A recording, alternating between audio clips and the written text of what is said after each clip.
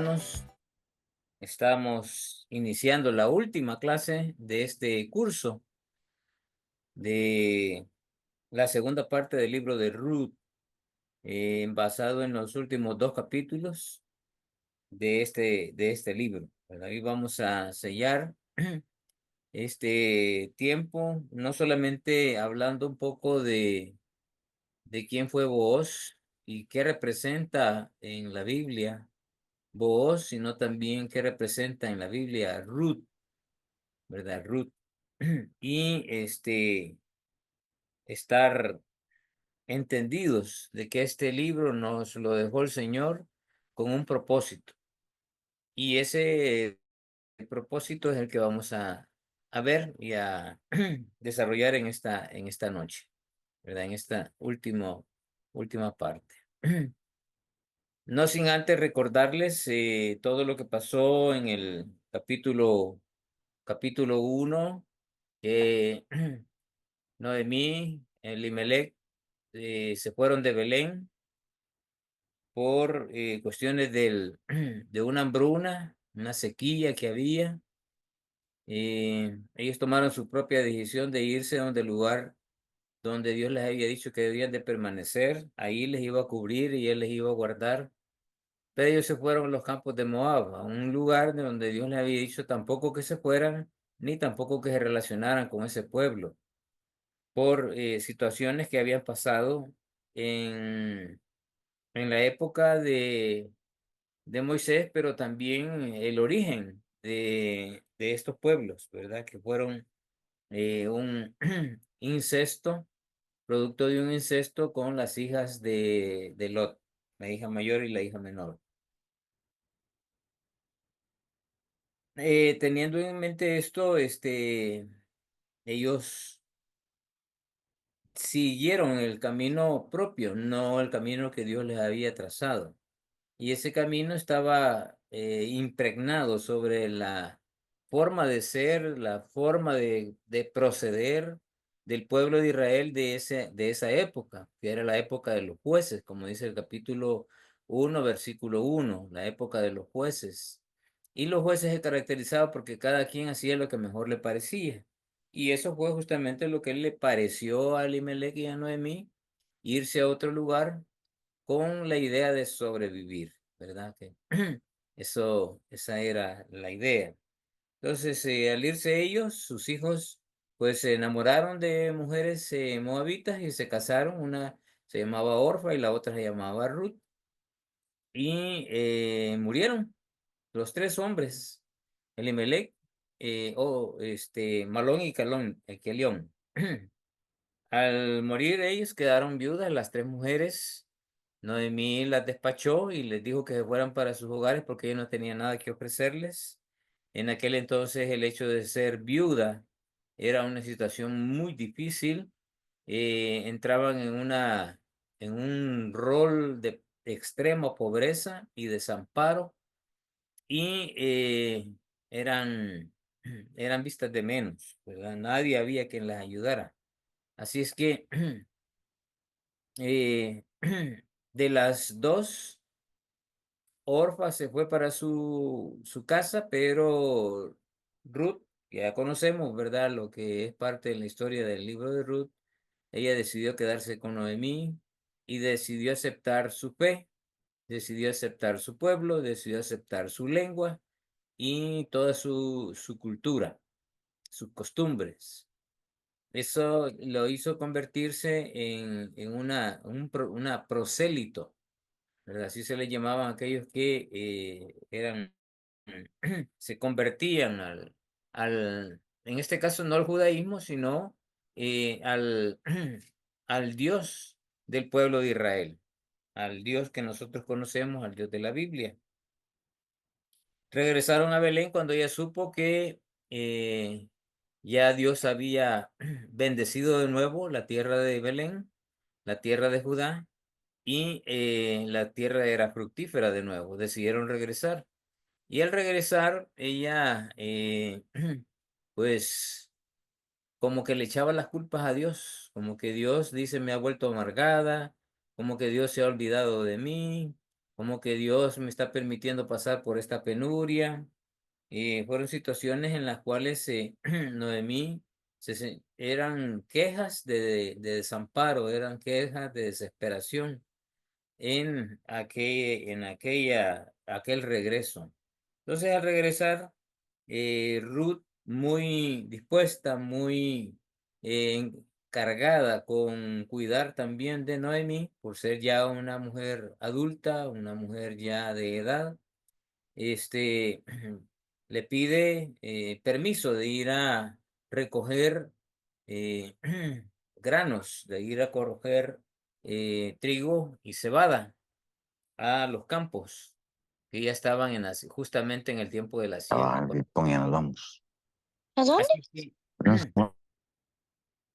así es que llegando a Ruth al campo, ella pidió permiso que le dieran la autoridad ahí para poder recoger y no podían negárselo porque había una ley en el pueblo de Israel que los campos en los alrededores, en las orillas, tenían que dejar las espigas y eran para los pobres, ¿verdad? Los pobres, para los desamparados, para las viudas y todo lo que se les caía de los manojos no podían recogerlo, sino que era también para ellos. Así es que así fue, ¿verdad? No solamente recogió, sino que también espigó y fue muy, una mujer muy dispuesta a, a salir adelante en la situación en la que tanto ella como Ruth, Noemí estaban. Así que la observaron el, este, el jefe, el capataz, y cuando llegó Booz, preguntó quién es esta muchacha, y ya le dieron todas las indicaciones, le dijeron, ah, es Ruth, la moabita, la que regresó con Noemí, y ha estado desde muy temprano espigando, ¿verdad? Así es que desde que la vio Booz, se interesó por ella, y cuando terminó el día, le dio más de lo que ella tenía, ¿verdad? Cuando regresó de Noemí, ella le dio el reporte de lo que había pasado en el campo en el que había estado y le dijo, el campo en el que estuve espigando es de un señor que se llama Booz. Y rápido se le encendió el foquito a Noemí y le dijo, ah, ese es el pariente redentor, ¿verdad? Ese es el pariente más cercano de nosotros. Así es que si vas a ir mañana, no te vayas a otro campo, sino que sigue espigando y ve detrás de los segadores de los campos de Booz, de los campos de Booz.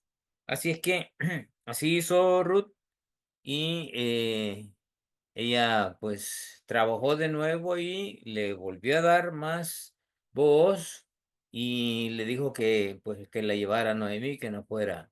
Cuando ella regresó y vio que le había dado todo lo que le había dado, entonces Noemí le dijo que ella era la indicada para acercarse a vos, pero no para buscarlo como, como un pretendiente, sino había una ley, la ley del levirato, que decía que eh, el pariente redentor, o el pariente más cercano, tenía la obligación de casarse con la viuda para mantener la heredad de aquel que había fallecido, en este caso de Elimelech y de Malión.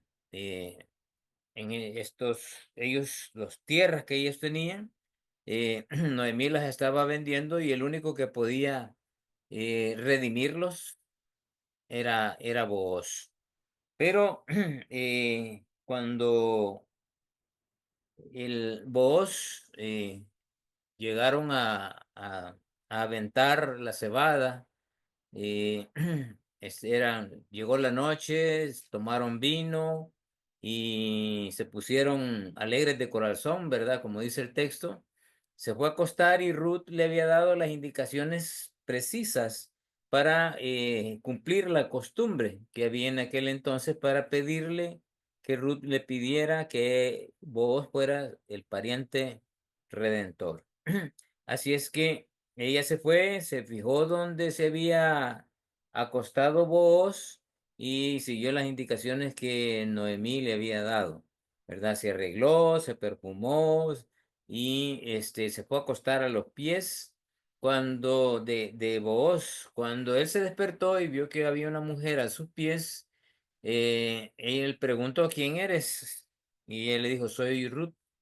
eh, Extiende tu manto sobre mí.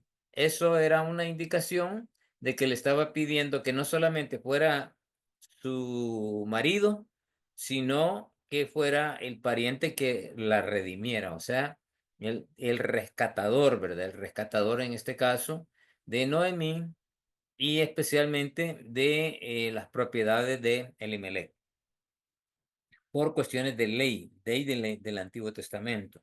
Así es que ella no fue con una intención de sexual ni nada de eso, sino cumpliendo las indicaciones de Noemí y la costumbre de aquel entonces. Y vos le dijo: voy a redimir, ¿verdad? Tranquila, no te preocupes, pero quiero decirte que hay un pariente más cercano que yo, ¿verdad? Y yo tengo que arreglar eso. Esa es en cierta medida, estoy parafraseando lo que el texto dice. Y le dice que se vaya tranquila y regresa donde Noemí y Noemí le dice: mira, ya no hagas nada, ¿verdad? Este hombre ya sabe qué es lo que tiene que hacer. Y efectivamente vos ya sabía lo que tenía que hacer y había otra costumbre también que para que el redentor pudiera adquirir las propiedades tenía que llamar a varios testigos de los ancianos y a la puerta, porque era la costumbre que ahí es donde a la puerta como decir, el portón del lugar donde ellos vivían, o sea, del pueblo, ahí se sentaban y ahí juzgaban, ¿verdad? Ahí juzgaban todas las cosas que tenían que ver con los negocios o las cuestiones legales. Así que vos esperó que pasara el pariente redentor y viene él y le dice: hey, fulano, ven, le dice, fíjate que Noemí ha regresado y está vendiendo las propiedades de Elimelech y tú eres el pariente más cercano que yo, así que tienes que redimir, ¿verdad? Para que el nombre de Elimelech, su descendencia, no se pierda. Así que el hombre le dijo: sí, voy a redimir. Pero entonces viene y saca el as debajo la manga que tenía vos y le dice: ah, pero si te casas con ella, si redimes, entonces tienes que casarte con Ruth, la moabita, porque ella es la que está propicia para casarse. Y de ella, el hijo que tenga va a ser heredero de todas las propiedades que tú tienes. Y eso ya no le gustó, ¿verdad? De seguro, el nombre cuando él le dijo fulano, en el hebreo indica que era un hombre viudo y que posiblemente ya había entregado sus herencias a sus hijos. Por eso él le dice: "Ah, voy a perder mucho, ¿verdad? Así que no voy a redimir". Y también había una ley, que esa la estudiamos, en donde él tenía que quitarse el zapato o una chancleta y dárselo en este caso a Ruth. Y Ruth tenía la libertad por costumbre y por ley del Antiguo Testamento de escupirle en la cara, ¿verdad? Y desde ese momento se le llamaba la casa del descalzado, a aquel que no quiso redimir. Y, y la mayoría de teólogos sostienen que, ¿por qué razón no aparece el nombre de este señor, de este pariente más cercano que vos, y que solamente se le llama el fulano? Y sostienen que posiblemente no ameritaba poner su nombre por no haber cumplido con la ley. Y por eso que quedó escrito así, ¿verdad? Nada más les comento lo que los comentaristas sostienen. Así que viene vos y le dice: pues yo voy a redimir, ¿verdad? Y en ese momento de la redención ya viene y es el momento en que vamos a entrar que se casa con Ruth y tienen un hijo y eso es lo que vamos a ver en la clase ahorita. Así es que me voy a auxiliar de una presentación.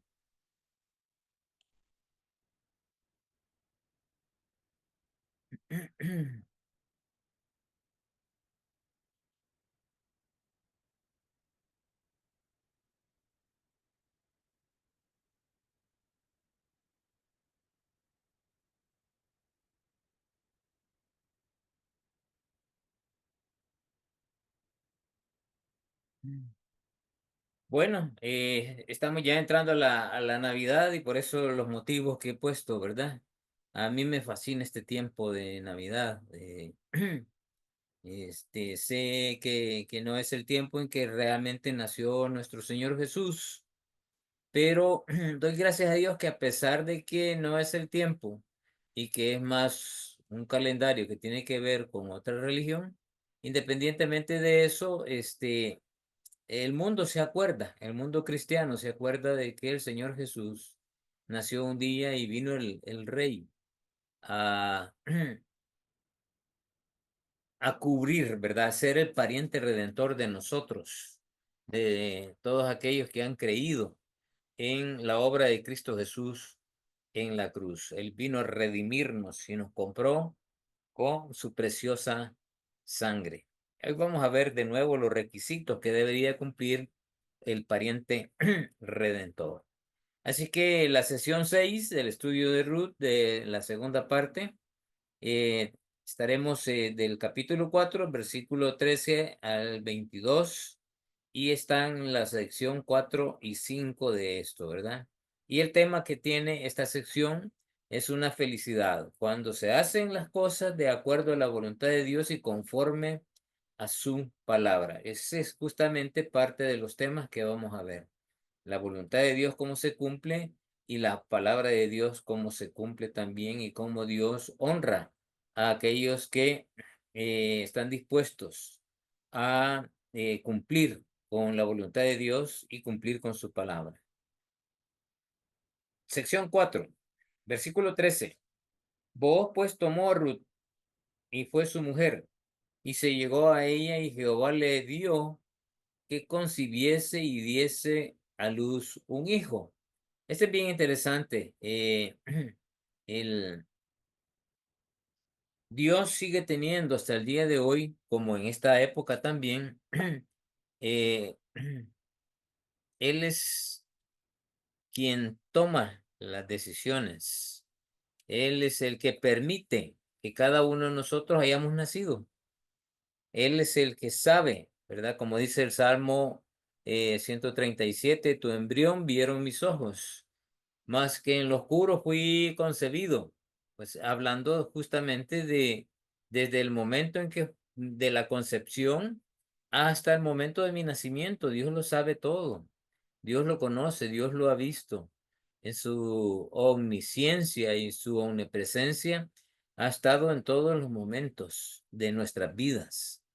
Y así es Dios, ¿verdad? Así es Dios, cuidando de nosotros, como lo ha hecho aquí con Ruth. Él es el que permitió que de la relación entre ellos naciese un hijo. Y el versículo 14 dice, y las mujeres decían a Noemí, loado, o sea, alabado sea Dios, que hizo que no te faltase hoy pariente.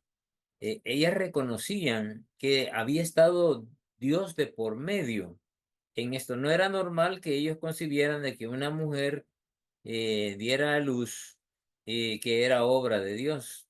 Pero en el caso de Ruth y Booz, por Noemí, lo consideraban que Dios había estado de por medio. Y es bien interesante, dice, cuyo nombre será celebrado en Israel.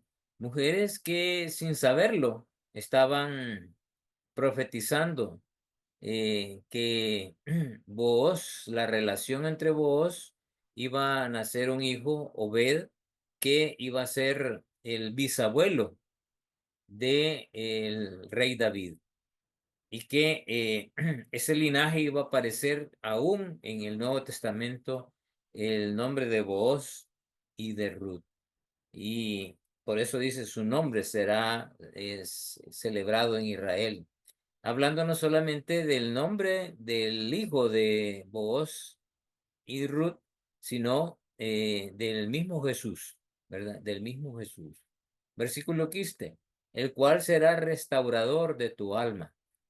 Pues ese es justamente parte de lo que es la tipología, ¿verdad? Voy a hablar un poco de los símbolos y las tipologías. La tipología de voz tiene que ver con el es tipo, más bien dicho, de Cristo, porque cumple justamente con algunas cualidades que Cristo las reflejó en su tiempo durante estuvo aquí en la tierra. ¿Verdad? Él fue el restaurador de almas, como también vos.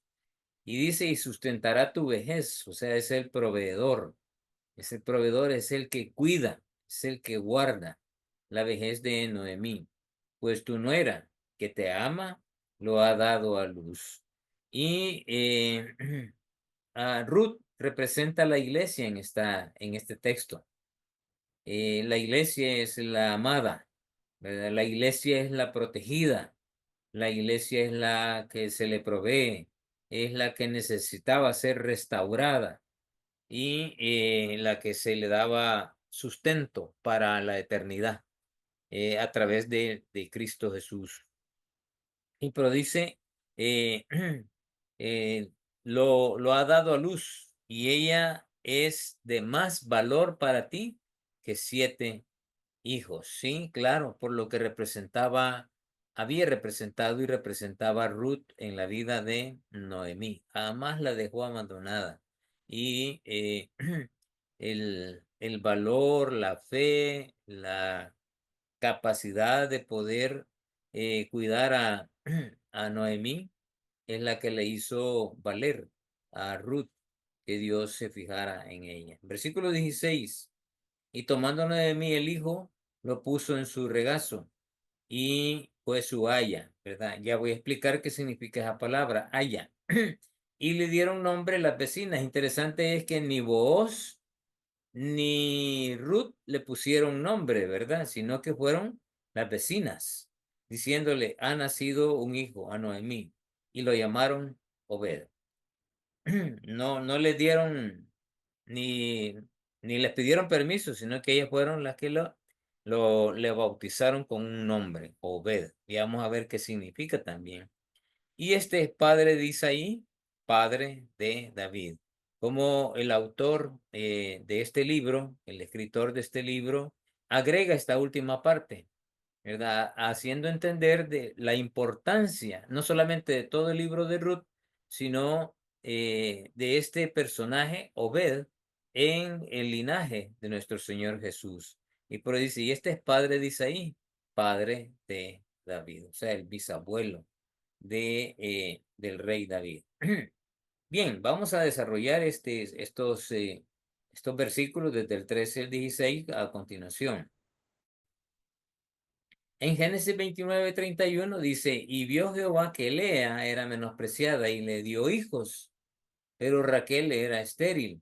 Lea era una mujer que por no tener hijos era menospreciada, al igual que Raquel. Y dice el versículo 33, y concibió otra vez y dio a luz un hijo y dijo, por cuanto oyó Jehová que yo era menospreciada, me ha dado también este, y llamó su nombre Simeón. Y le dio dos hijos a Lea, ¿verdad? Dos hijos que fueron parte del pueblo de Israel. Y aquí vemos que Dios vio, dice que Lea era menospreciada. O sea, Dios siempre está atento a nuestras necesidades. Así como vio en lo de Ruth y Boaz, eh, él proveyó de un hijo que fuera el heredero de todo lo que eran las propiedades de Elimelech los hijos de Elimelech y también los de Booz. Así que no solamente fue protegida Noemí y Ruth, y su futuro fue un futuro muy prometedor, muy lleno de paz, de tranquilidad, sino de provisión, de consuelo que ellas recibieron al estar bajo el cuidado de vos. Así que Dios siempre tiene el control sobre todo.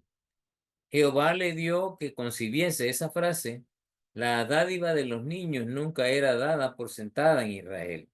El hecho de que Booz y Ruth pudieran darle un hijo al difunto Elimelech era evidencia de la bendición de Dios. Y eso es justamente que reconocen estas mujeres que le ponen el nombre al niño que nació de Ruth.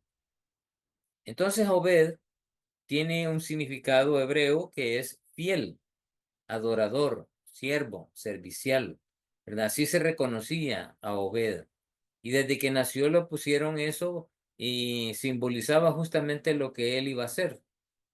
Y Obed, no hay mayor historia de Obed en la Biblia, pero tampoco hay una historia negativa sobre él. Pero Dios lo usó, ¿verdad? Para que fuera parte del linaje y de seguro ha de haber sido consecuente con su nombre. Un hombre fiel, un hombre adorador, un siervo de Dios y era un hombre servicial al igual que su padre, Booz.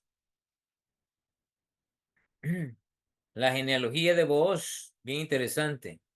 Descendientes de Judá, era padre de Jehú e hijo de Eflal, de la familia de Jerameel.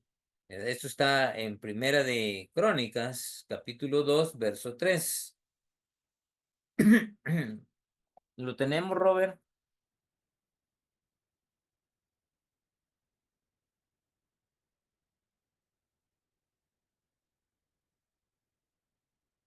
Hola, Robert. Si no lo tienes, no te Sí, preocupes, aquí estoy ¿verdad? buscando, estoy buscándolo, hermano. Si quiere, ya lo tengo, hermano, se lo puedo Ok. leer. Ujú. Sí, primera de Crónicas 2, 2, 3, 3. ajá, dice, los hijos de Judá, Onán y Sela, estos tres le nacieron de la hija de Sua, Cananea, y primogénito de Judá, fue malo delante de Jehová, quien lo mató. El 25. El 25 es, ok, 2:25, y dice, los hijos de Jerameel, primogénito de Hezrón, fueron Ram, su primogénito Buná, Orem, Osem y Ahías. Ujú. Y luego Y el el 37 al 37, 38. ajá, dice, Sabad engendró a Eflal, Eflal engendró a Obed, y ya. Y Ujú. el 38, Obed engendró a Jehú, Jehú Sí. engendró a Azarías, y ya, y bueno, de ahí sigue Azarías, engendró a Eles engendró a Elasa. Ajá. Entonces ahí, ese es un parte de los descendientes de Judá. Y Booz era descendiente de Judá. El padre de Jesé, quien a su vez fue padre del rey David. Obed era hijo de Booz y Ruth y fue antepasado de Jesucristo. Esto lo encontramos en Ruth, ¿verdad? Esto no lo vamos a buscar porque ya lo tenemos ahí. Lo que sí vamos a leer es Primera de Crónicas 2:12, o sea, unos versículos después del que estabas leyendo. Sí, segunda de Crónicas 2:12 dice, No, vos engendró primera. a Obed y Obed, primera de Crónicas, sí, sí, primera de Crónicas 2:12 es vos engendró a Obed y Obed engendró a Isaí. Ujú. No sé si no solamente lo confirma Ruth, sino que hay otro libro del Antiguo Testamento que confirma el nacimiento de Obed en la relación entre Booz y, y Ruth. Mateo 1:5 también lo confirma, ¿verdad? Salmón engendró a Rahab, a, de Rahab a Booz, y Booz engendró de Ruth a Obed, y Obed a Isaí. Eso también lo encontramos en Lucas 3:32 en donde dice hijo de David, hijo de Isaí, hijo de Obed, hijo de Booz, hijo de Salmón, hijo de Naasón. Entonces, no solamente un libro, no solamente un escritor, sino varios escritores confirman este hecho, el hecho del nacimiento de, del hijo de Booz y de Ruth, y que fue parte de los descendientes en el linaje de nuestro Señor Jesucristo. Era parte de la tribu de Judá. Es nada más solo para dar el significado del nombre de Booz, pero también de su descendencia.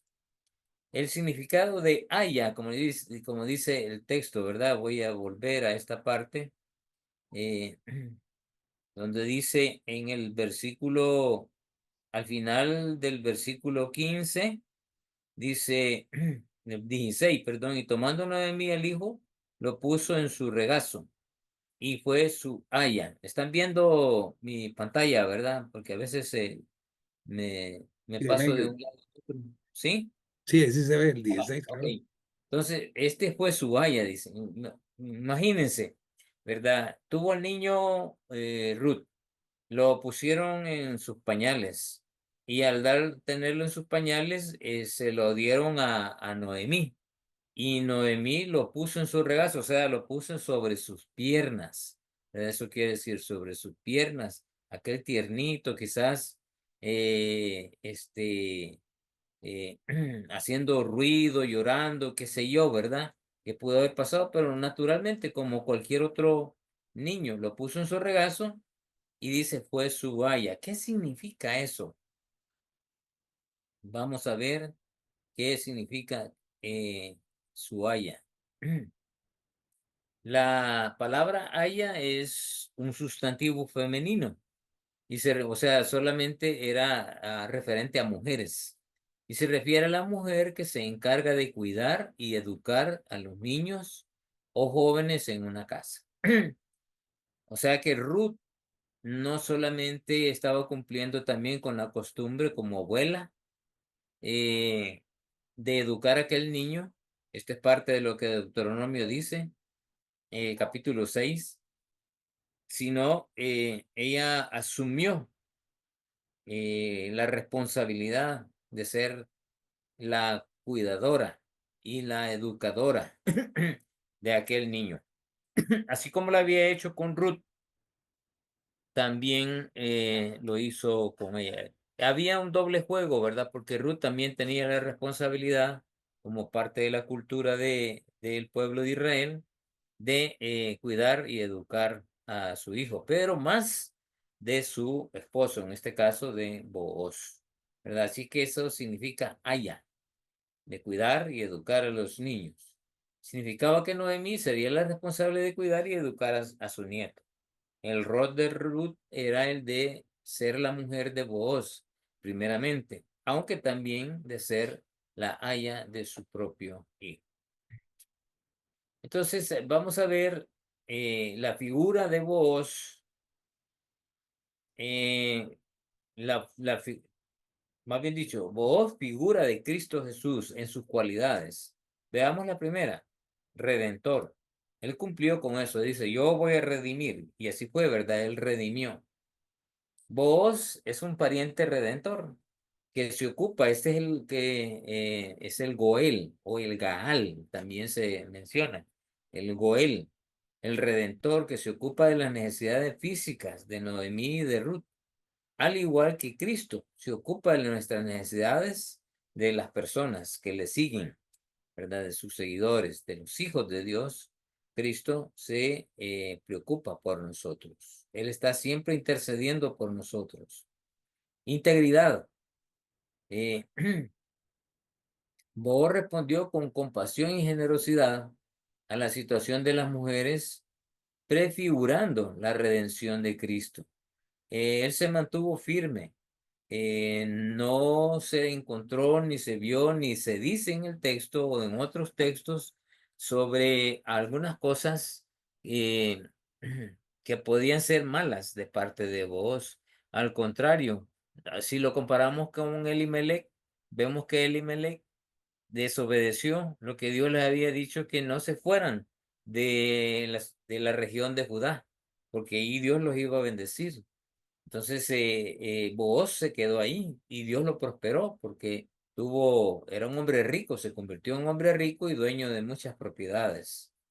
Entonces, Dios lo bendijo por su integridad, se mantuvo fiel a la palabra, fue un hombre de fe y fue íntegro. Él cumplió con todas y cada una de las leyes que estaban prescritas como pariente redentor.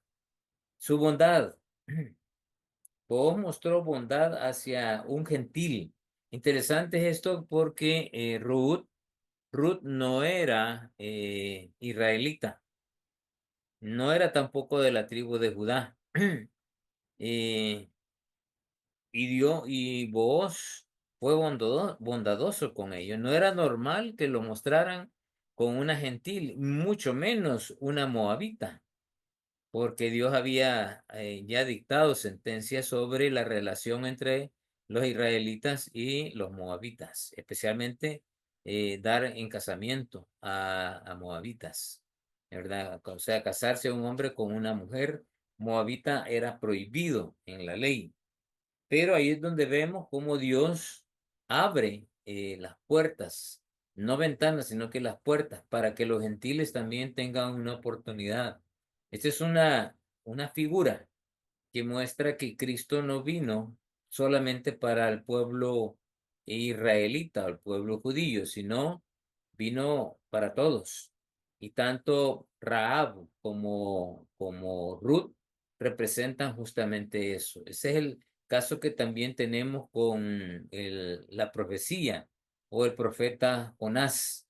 Todos los que se convirtieron en esa historia que narra el libro del profeta Jonás, todos fueron gentiles, los marineros y una ciudad completa de paganos, ¿verdad? Los ninivitas. Y lo confirma Cristo en el Nuevo Testamento en Mateo 12. También otra cualidad de Booz, gracia. Booz extendió gracia a Ruth, al igual que Jesús extiende gracia a las personas, a todos aquellos que le siguen. La bondad, la gracia, la obediencia a la ley como redentor son cualidades que mostró Cristo Jesús. Por eso que Cristo dijo, yo no he venido a abrogar la ley, he venido a cumplirla. Y él justamente cumplió con todos y cada uno de los detalles de la ley en aquel entonces. Entonces, símbolos y tipos a lo largo de todo el Antiguo Testamento. ¿Qué es un símbolo y qué es un tipo? Un símbolo es un objeto, una persona, un acontecimiento o una cosa, nombres, números, etcétera, que apuntan a una verdad espiritual manifestada en un periodo particular de la historia de redención.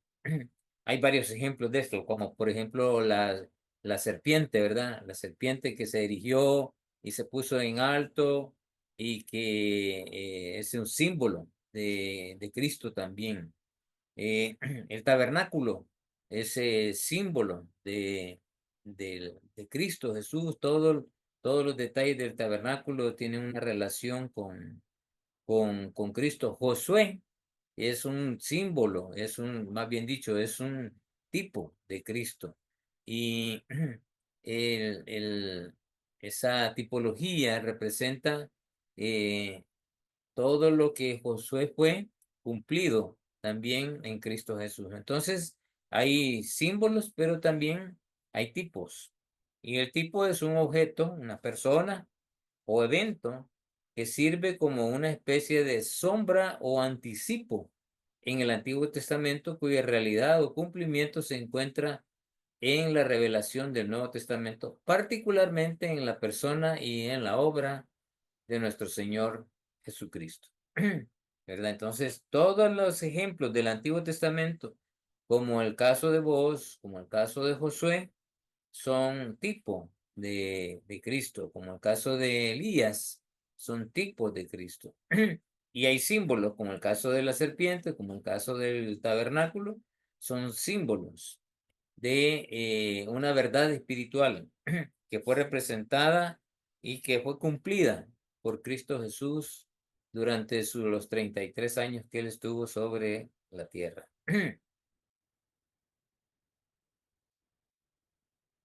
Hay un ejemplo aquí, Éxodo 12, del 26 al 27, que dice, y cuando sus hijos le pregunten, ¿qué significa este rito? Hablando de la Pascua, ¿verdad? Para ustedes le dirán, es un sacrificio de la Pascua al Señor, el cual pasó de largo las casas de los israelitas en Egipto cuando hirió a los egipcios y libró nuestras casas. Entonces se está hablando de la sangre que fue puesta en los dinteles. Es un símbolo de redención, de perdón, ¿verdad? Que Dios permitió que el pueblo de Israel no sufriera y que sí el pueblo egipcio. El cordero es representativo, ¿verdad? Es símbolo de Cristo Jesús y lo confirmó eh, Juan el Bautista cuando estaba bautizando. Este es el Cordero de Dios que quita el pecado del mundo. Entonces la Pascua es un evento que representa la redención de Cristo Jesús, el, el ser liberados de la esclavitud sobre el pecado en nuestras vidas. Así como el pueblo fue liberado y se comió la Pascua una noche antes, pues ese es el anticipo, símbolo de lo que Cristo hizo en la cruz para nosotros.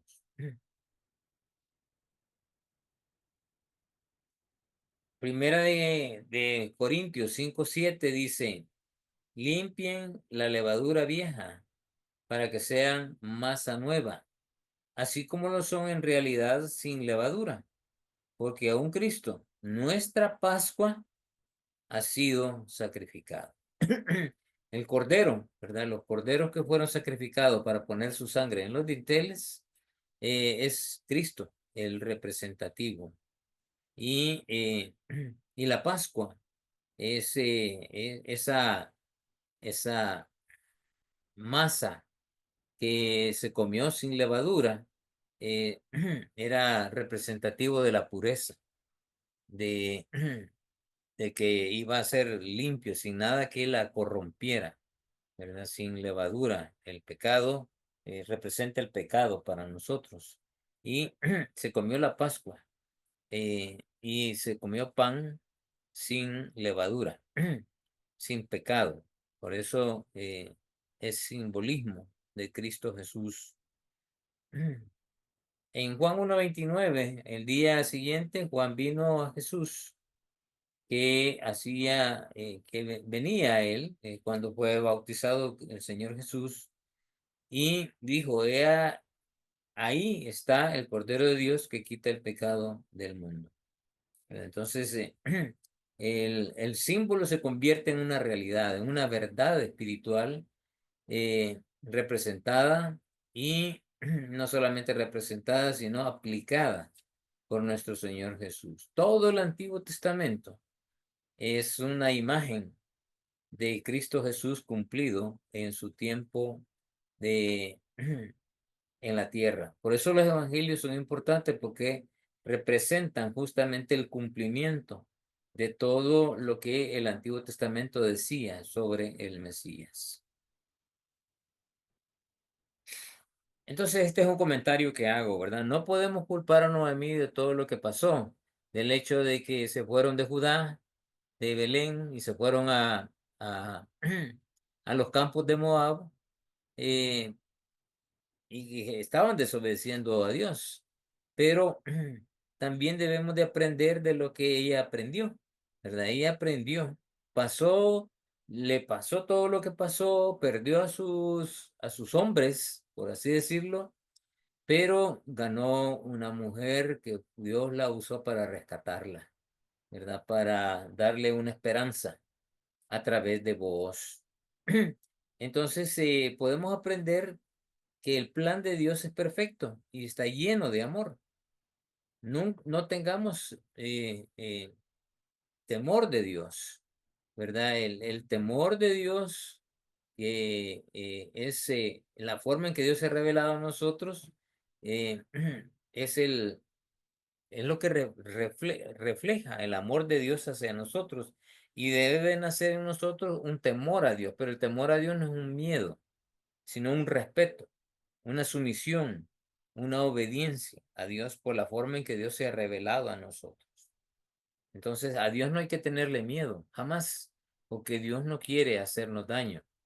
Permite ciertas cosas en nuestras vidas, que nos pasen ciertas situaciones, pero porque nos quiere pulir, ¿verdad? El propósito de las pruebas siempre va a ser pulir nuestra fe, como dice Santiago, capítulo 1. Entonces, debemos de aprender que, que a los que aman a Dios, todas las cosas les ayudan a bien, como dice Romanos 8:28. Y esto es lo que conforme a su propósito son llamados. Él siempre sabe lo que está haciendo, Dios.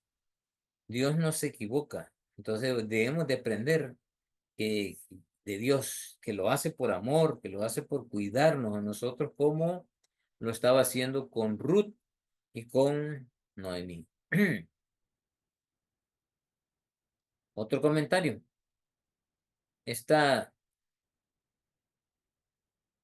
es una demostración maravillosa de lo que Dios puede hacer a través de una pobre mujer que reconcilia con el Señor. Porque cuando ella regresó de los campos de Moab, ella regresa achicopalada, por así decirlo, ¿verdad? No sé si entienden esa palabra, pero achicopalada para nosotros aquí en El Salvador significa avergonzar.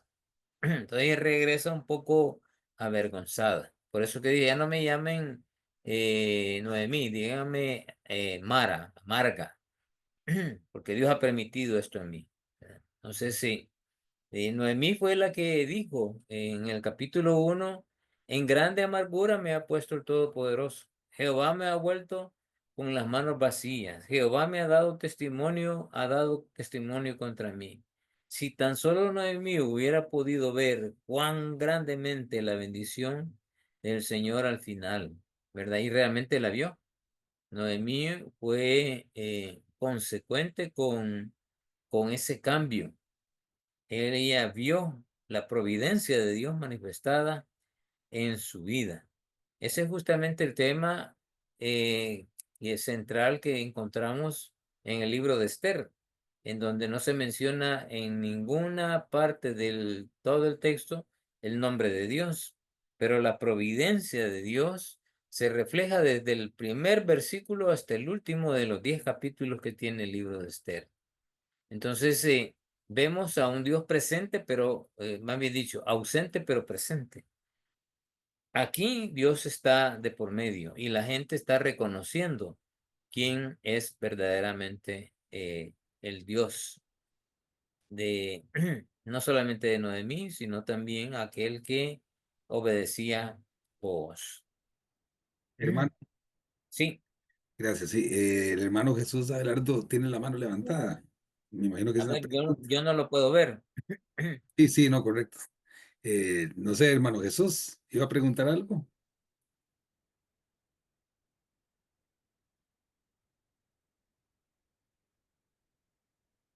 Tiene su micrófono cerrado. Ahora, Sí, ahora sí, hermano. no que quería enviarle saludos y bendiciones porque por fin pude anexarme al son después de muchos intentos. No se preocupe, hermano, que Dios me lo bendiga. Gracias. Sí. Gracias, no, gracias a usted. Bueno, bueno. Bien, requisitos del Redentor, para recordarlo de nuevo, ya lo habíamos visto, pero lo vamos a recordar, ¿verdad? Requisitos del Redentor. El primer requisito es que tiene que existir una relación de parentesco entre el liberador y los requisitos, y los redimidos, perdón, y los redimidos. Jesús se hizo hombre, o sea, se identificó con nosotros. Hubo un parentesco. Y Juan 1:14, ahí sí vamos a leer estos textos. Juan 1:14. Amén. Ujú. Amén, hermanos. Dice así, y aquel verbo fue hecho carne y habitó entre nosotros, y vimos su gloria, gloria como del unigénito del Padre, lleno de gracia y de verdad. Y de verdad, o sea, él fue hecho carne, ¿verdad? Como nosotros, dice, como nosotros, o sea, él sintió, vivió y se manifestó como un ser humano, como un hombre común y corriente. Romanos 1:3, ¿qué dice? Acerca de su Hijo, nuestro Señor Jesucristo, que era linaje de David según la carne. Ajá, linaje Amén. de David según la carne. Filipenses 2, del 5 al 8. Haya pues en vosotros este sentir que hubo también en Cristo Jesús, el cual, siendo en forma de Dios, no estimó el ser igual a Dios como cosa a que aferrarse, sino que se despojó a sí mismo, tomando forma de siervo, hecho semejante a los hombres, y estando en la condición de hombre, se humilló a sí mismo, haciéndose obediente hasta la muerte y muerte de cruz. Y muerte de cruz. O sea, no estimó, dice, cosa ser igual a Dios, sino que se despojó, ¿verdad? Para hacerse un hombre común y sufrir como un hombre, para que de esa manera él pudiera llevar los pecados de los hombres hacia la cruz y dejarlos ahí crucificados, eh, para él ser redimido por completo por Dios en la resurrección. También Hebreos 2:14 al 15. Así que, por cuanto los hijos participaron de carne y sangre, él también participó de lo mismo, para destruir por medio de la muerte al que tenía el imperio de la muerte, esto es, al diablo, y librar a todos los que por el temor de la muerte estaban durante toda la vida sujetos a servidumbre. Amén. Amén, ¿verdad? Entonces, fue necesario que así fuera para que él cumpliera y que de esa manera le quitara a Satanás esa autoridad que tenía sobre los hombres. Y ahora la tiene Cristo, ¿verdad? Cristo nos ha liberado de eso, pero tenemos que aceptar esa obra de redención que Cristo hizo en la cruz. Y esa es una decisión que cada uno de nosotros ha tomado de entregar nuestras vidas al Señor. Ese es el primer requisito, ¿verdad? Una relación de parentesco, un ser humano como nosotros. El Redentor es capaz de pagar el precio de la redención. Hemos sido comprados con la sangre de nuestro Señor Jesús. Ahí en Primera de Pedro, capítulo 1, 18 y 19. Sabiendo que fuisteis rescatados de vuestra vana manera de vivir, la cual recibisteis de vuestros padres. No son cosas corruptibles, como oro o plata, sino con la sangre preciosa de Cristo, como de un cordero sin mancha y sin contaminación. Amén. Con la sangre preciosa del Señor Jesús hemos sido redimidos, hemos sido comprados, ¿verdad? Comprados, así como Booz compró los terrenos para garantizar la descendencia de Elimelech y de sus hijos. Así también el Señor Jesús eh, nos ha comprado con su sangre. Su sangre derramada es suficiente, ¿verdad? Es suficiente precio para la redención. El otro requisito es el rescatador debe tener la voluntad de redimir. Así como vos dijo, yo voy a redimir, pero tú eres primero que yo, ¿verdad? Y si no vas a redimir, decímelo porque yo voy a redimir. O sea, él estaba ya decidido a hacerlo. Jesús vino a dar su vida como rescate por nosotros. Mateo 20:28. Como el Hijo del Hombre no vino a ser servido, sino para servir y dar su vida en rescate por muchos. Dar su vida en rescate por muchos. Muy bien. Juan 10:15 y 18. Así como el Padre me conoce y yo conozco al Padre y pongo mi vida por las ovejas. Ujú. Nadie me la quita, sino que yo de mí mismo la pongo. Tengo poder para ponerla, y tengo poder para volverla a tomar. Este Para mandamiento volver recibí de mi Padre. muy bien. Entonces, Cristo tiene ese poder, ¿verdad? Esa voluntad. Él dijo, va, está bien, Dios. Aunque hubo un momentito en el que él, eh, como dice Hebreos 5, que él en el huerto del Getsemaní, él dijo, Señor, no sea mi voluntad, sino la tuya, pensando en que él se iba a convertir en el pecado de cada uno de nosotros y como consecuencia de eso, Dios le iba a rechazar, ¿verdad? Dios le iba a dar la espalda, porque ahí su cuerpo se iba a convertir en la sangre de cada uno de nosotros, en el pecado de cada uno de nosotros. Y eso, eh, y él, Cristo lo concibió, lo previó y dijo su santidad, su pureza, negaba convertirse en eso, pero él como dice Hebreos, aprendió la obediencia, ¿verdad? Se sometió a su padre para cumplir con el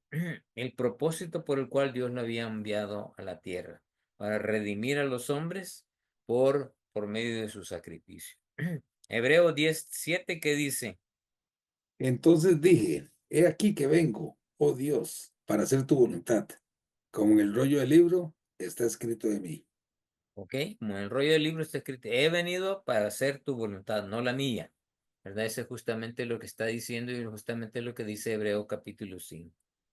Entonces, el rescatador debe tener la voluntad de redimir y Cristo tuvo la voluntad de redimir, no se negó a hacerlo. El que redime debe ser libre. Jesús no tenía pecado. Eso quiere decir que no estaba esclavizado a nadie. No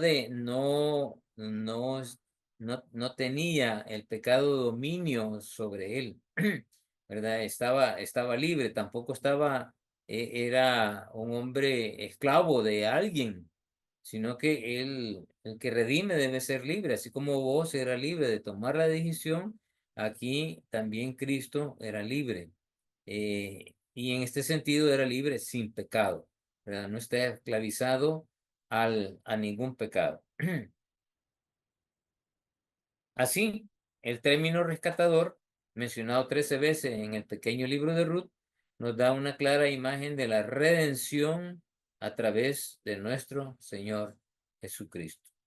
Ese es justamente el mensaje que tiene el libro de Ruth en relación a nosotros, en relación a nosotros. La imagen de Cristo Jesús representada en vos es a través del pariente redentor. Y Cristo es nuestro pariente redentor que cumple con todos esos requisitos. Tenía que haber un parentesco, o sea, se convirtió en hombre se hizo hombre como nosotros también. Tenía la capacidad de pagar el precio de redención, lo hizo con su sangre. El ser el rescatador tiene que tener la voluntad de decir, yo redimo, como lo hizo vos, también Cristo no se negó a hacerlo y no estaba esclavizado a ningún pecado, como Cristo también se lo manifestó y vos es representativo de eso también. Lo que debemos de aprender del libro de Ruth. Esta es una de las conversaciones más importantes de la Biblia, cuando Ruth pidió ser su protección, o sea, le pidió a vos cuando le dice, extiende tu manto sobre mí. Le pidió esa protección, ¿verdad? Eso significaba, como algunos textos que leímos cuando vimos esta parte, en el libro de Salmos dice que Dios extiende su manto. Está hablando del cuidado, de la protección que Dios da al pueblo de Israel y nos da a nosotros a través de Ruth, siendo representativa de la iglesia en el libro de Ruth, ¿verdad? Da su protección, extiende su manto. En esencia le propuso un matrimonio que la rescataría no solamente de la pobreza, sino de darles una esperanza de vida a ellos. En Ezequiel 16:8 creo que no lo tenías. Sí, sí lo tengo, hermano. Ok. Sí, dice así, y pasé yo otra vez junto a ti, y te miré, y he aquí que tu tiempo era tiempo de amores, y extendí mi manto sobre ti, y cubrí tu desnudez, y te di juramento, y entré en pacto contigo, dice Jehová el Señor, y fuiste mía. Que habla de esa promesa de Dios de ser nuestro cuidador, nuestro protector. Deuteronomio 23:1. Amén. No entrará en la congregación de Jehová el que tenga magullados los testículos o amputado su miembro viril. Amén. Habla de que Dios va a ser el cuidador de nosotros, no solamente eh, el, el hecho de que habían ciertos límites en el Antiguo Testamento, sino que Dios eh, eh, quita eso, ¿verdad? Quita, porque Cristo lo cumplió todito en plenitud y nosotros con toda libertad acudimos a Él. Eso justamente que nos confirma también en Malaquías 2:16. Porque Jehová, Dios de Israel, ha dicho que el que aborrece el repudio y al que cubre de iniquidad su vestido, dijo Jehová de los ejércitos, guardaos pues en vuestro espíritu y no seáis desleales. No seamos desleales. O sea, le estaba pidiendo al pueblo de Israel que fueran leales a Él. Pues es justamente lo que también nos pide a nosotros, ¿verdad? Que seamos fieles, que seamos obedientes y que seamos personas de fe, creyéndole a Dios en lo que Él va a hacer en nosotros y lo que ha prometido, ¿verdad? Eso es justamente lo que pasó con Ruth. Ruth hizo una petición humilde, pero segura, de aquel redentor a quien le estaba pidiendo esa protección, a vos. Cualidades de Ruth: lealtad. Ruth es leal a Noemí, su suegra, y a Dios. Su bondad. Ruth demuestra bondad con los demás. No fue egoísta también con los otros, mostrándolo a Noemí, pero también a, al mismo mandador, ¿verdad? Que era el que trabajaba para Booz. Una mujer de fe. Ruth acepta fielmente la ley y se une al pueblo del Señor. Una mujer de coraje. Ruth asume grandes riesgos, pero cumple con su responsabilidad. Una mujer valiente. Ruth es una mujer muy valiente, porque a pesar de ser una mujer extranjera en un pueblo que no aceptaban a los moabitas, ella no escatimó eso, ¿verdad? Con tal de cuidar de Noemí.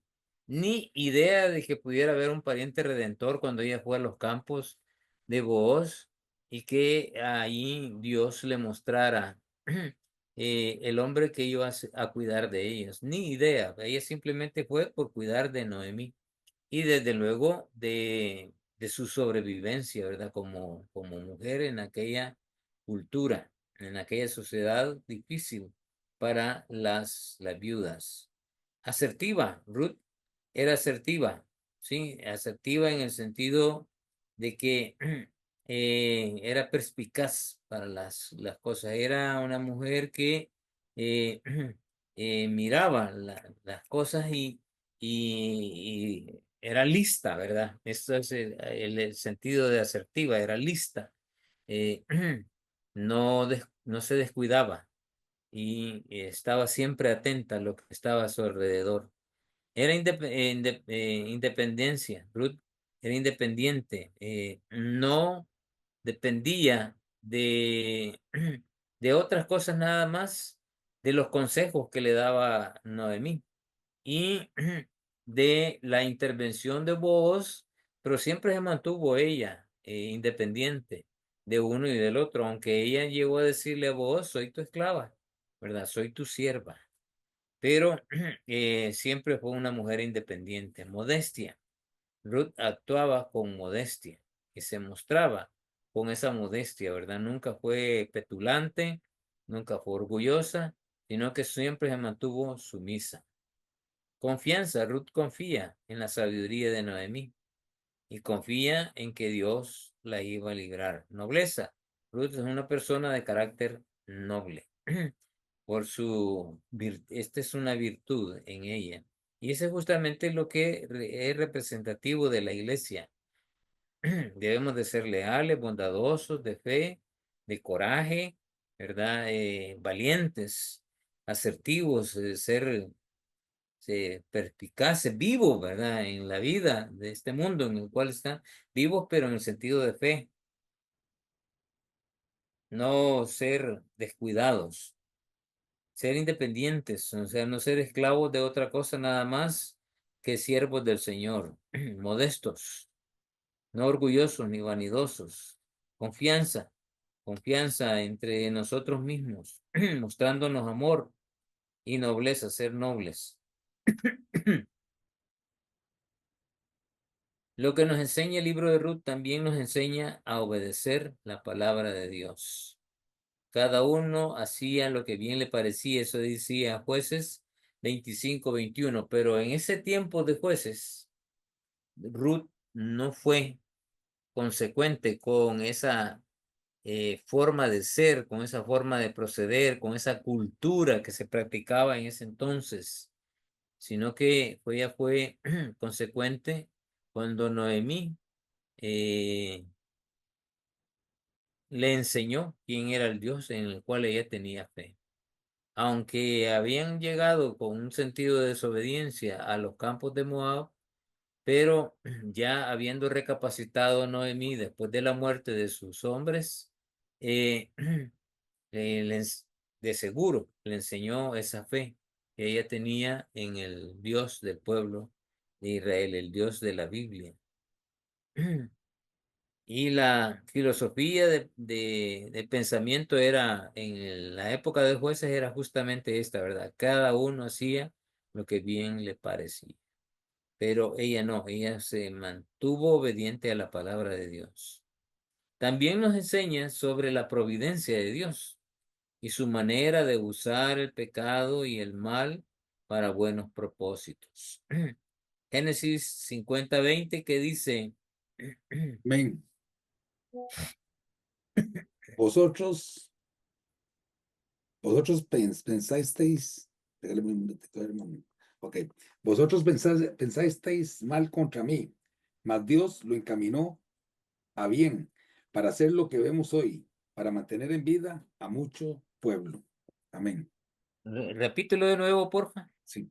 Vosotros pensasteis mal contra mí, mas Dios lo encaminó a bien para Ujú. hacer lo que vemos hoy, para mantener en vida a mucho pueblo. Ok, para mantenerme, o sea, los propósitos de Dios siempre son diferentes a nuestros propósitos. Ah, hay un libro muy hermoso que se convirtió en un bestseller, que es Cuando lo que Dios hace no tiene sentido. Ese libro, justamente, uno de los textos que aparecen ahí es este que acaba de leer Roberto, eh, que que Dios no ve el momento, sino que ve hasta dónde va a llegar, ¿verdad? Su meta, su voluntad manifestada. Eh, pero nosotros vemos el momento, como le pasó a Job. Job miraba su momento, miraba su sufrimiento, la mujer miraba su sufrimiento, sus amigos miraban eso y por eso lo juzgó. Lo juzgaban sus amigos diciéndole, arrepiéntete. Y su mujer le dice, maldice a tu Dios. Eh, pero vos, cuando Dios se le reveló y le dijo, mira, yo soy el que estaba por medio de todo lo que te ha pasado, ¿verdad? Pero porque tengo un propósito contra ti. Por eso es que Job viene y le dice, ¿verdad? De oídas te había oído, mas ahora que mis ojos te ven, entiendo, ¿verdad? ¿Por qué razón has hecho esto? Y él honra y glorifica a, a Dios en ese sentido. Eh, nosotros nos cuesta ver como cuando a veces a los caballos se les ponen, para que no se desvíen o se asusten, ¿verdad? Les ponen unas cosas de cuero que así. Eh, a veces nosotros tenemos eso y nos cuesta eh, ver las cosas que Dios ve. Los propósitos de Dios son diferentes a los nuestros. Los planes de Dios muchas veces son diferentes a los nuestros. Por eso que tenemos que estar metidos en su palabra, ¿verdad? Para encontrar y ver la voluntad de Dios, no con nuestros ojos, sino que con los ojos de Dios. Y por eso nos ha dado el Espíritu de Dios, para que el Espíritu de Dios venga y nos ayude, nos revele, nos guíe. Pues esa es parte de la labor del Espíritu Santo ahora en día, guiarnos a la verdad de Dios, a lo que Dios quiere hacer con nuestras vidas, ¿verdad? Dios siempre tiene propósitos específicos para nosotros de bien, de bien. Y muchas veces nosotros buscamos el camino más largo y por eso es que sufrimos en un momento determinado. Y ocupa, ¿verdad? Lo malo para bien, para hacerle ver el propósito de Dios a los hombres. Eso justamente también le pasó a Balaán, allá cuando Balac le pidió que fuera a maldecir al pueblo de Israel. Eh, eh, él no entendía, ¿verdad? ¿Por qué razón no podía él maldecirlo? Hasta que se subió en el asna, ¿verdad? Y el asna le raspó todas las piernas y Dios le permitió que hablara el asna y de esa manera se dio cuenta que era Dios el que estaba de por medio. Y le dice Dios que no puede maldecir lo que ya Dios había bendecido. Él no podía ver los planes de Dios con el pueblo de Israel. Al final siempre da un mal consejo, ¿verdad? Pero Dios utiliza lo malo para volverlo bueno. Nos enseña sobre la soberanía divina y la responsabilidad humana. La responsabilidad humana en nosotros es obedecer, buscar a Dios, hacer su voluntad.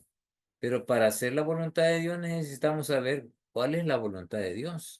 Y para ello, pues tenemos este libro, ¿verdad? Dios se ha revelado en su palabra. Y ahí es donde está mostrada la voluntad de Dios. Si nosotros no estamos empapados de esto, fácilmente vamos a errar, fácilmente nos vamos a equivocar. Y pues es parte de la labor de las iglesias también, ¿verdad? El enseñar la palabra para que todos entendamos qué es lo que quiere Dios para nuestras vidas y cómo Dios quiere que nos comportemos, cómo quiere Dios que actuemos, cómo quiere Dios que pensemos. Y no es que nos volvamos autómatas hasta Dios, porque Dios respeta nuestro libre albedrío, pero nos da siempre la oportunidad de obedecerle o no, ¿verdad? Allá nosotros. Y cuando le desobedecemos y Dios tiene un propósito para nosotros, Dios siempre nos va a llevar, pero ese, ese, esa vuelta que damos, a veces nos toca que sufrir. Lo digo eso con propiedad, ¿verdad? En el sentido de que yo pasé por eso. 4 nos enseña a considerar a los pobres y a los vulnerables. No hay que abandonarlos, hermanos. No hay que abandonarlos, no hay que menospreciarlos, no hay que verlos de menos.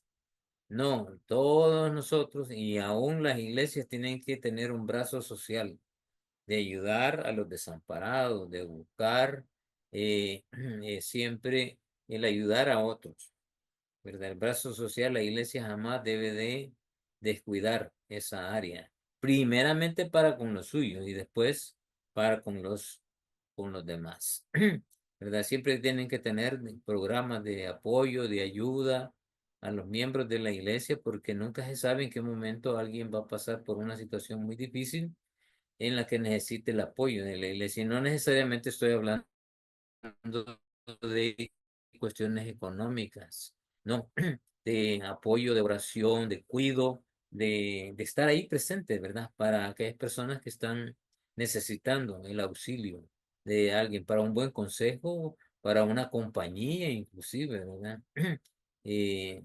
Para el cuidado de, de, de un grupo de mujeres. Yo doy gracias a Dios que en la iglesia hay un ministerio de año dorado, se llama. Ahí están puras señoras, ¿verdad? Ya adultas, ya ellas solitas, muchas de ellas, ya sus hijos casados y todo, pero ahí está el ministerio que están ayudándose unas con otras y la iglesia está ayudándoles, apoyándoles y ellas se sienten ministradas, ¿verdad? Se sienten bendecidas.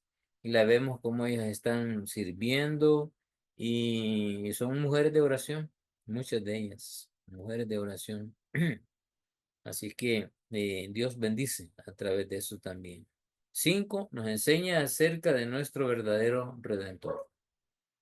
Nuestro verdadero Redentor es el Señor Jesús, y Él es el que cumple justamente los requisitos de un Redentor y nos ha redimido de la esclavitud del pecado. ¿Qué nos enseña el Ruth del Goel? Dice Tito, capítulo 2, versos del 11 al 14, porque la gracia de Dios se ha manifestado. ¿Para qué? Para salvación. ¿A quiénes? A todos los hombres, a todos, sin distinción, ¿verdad? O sea, la gracia de Dios se ha mostrado para todos a través de la salvación. Esto es lo que se llama la predestinación, pero eso no quiere decir de que ya todos salvos, siempre salvos, ¿verdad? No. Hay que tomar una decisión, hay que cumplir un requisito. Y ese requisito es a todos los que creyeron, Juan 1:12, ¿verdad? Que creyeron en Él, les dio la potestad de ser hechos hijos de Dios. Que creyeron en la obra de Cristo Jesús en la cruz, lo que tienen la fe de que Cristo es nuestro Redentor. eh, eh, Dios permitió que naciéramos espiritualmente. Y de esa manera, la gracia de Dios se ha manifestado. Y Dios nos ha rescatado, ¿verdad? A través del Señor Jesús. Versículo 12, enseñándonos que renunciando a la impiedad, o sea, a la maldad en nosotros y a los deseos mundanos, o sea, a la concupiscencia natural en nosotros, vivamos en este siglo sobria, justa y piadosamente. Eso es lo que Dios quiere, ¿verdad? Que vivamos sobrios, o sea, no en cosas desenfrenadas, sino que sobrios, cuerdos, ¿verdad? Cuerdos de hacer las cosas como Dios quiere que se hagan. Justa, o sea, de, de hacer las cosas correctas, de hacer las cosas de acuerdo a la justicia de Dios, no mi propia justicia. Y piadosamente, o sea, con amor, ¿verdad? Con amor, con bondad en cada uno de nosotros, guardando la esperanza bienaventurada y la manifestación gloriosa de nuestro gran Dios y Salvador Jesucristo. O sea, guardando que siempre debe de haber en nuestros corazones esa esperanza. Dios viene pronto. Maranata, ¿verdad? Señor, ven pronto. Esa bienaventuranza, esa promesa de Dios, de ese momento glorioso en que nos reuniremos en los cielos juntamente con nuestro Señor Jesús. Versículo 14. Quien se dio a sí mismo como redentor, ¿verdad? Por nosotros para redimirnos, ¿verdad? Como nuestro redentor, ¿de qué? De toda iniquidad y purificarnos, o sea, de toda iniquidad, de todo pecado. ¿Para qué? Para purificar para sí un pueblo propio, o sea, la iglesia, celoso de buenas obras. Ese es justamente lo que nos dice el libro de Tito y nos habla del Redentor, ¿verdad? El propósito de Cristo era redimirnos y comprarnos, ser el rescatador de los hombres, de la esclavitud del pecado y de las garras de Satanás. Entonces, amados hermanos, aquí terminamos la clase. Feliz Navidad. un próspero año 2025 y la familia Pérez Alegría, que es mi familia, ¿verdad? Ahí está mi esposa, que está, eso que tiene en la mano es un sorbete. Mi hijo mayor, José Rolando. Mi hijo menor, Josué Alexander. Y su novia, ¿verdad? Que también es parte de familia porque va a ser la futura esposa de mi hijo, Gaby. Así que mi familia y yo les deseamos pues lo mejor para ustedes.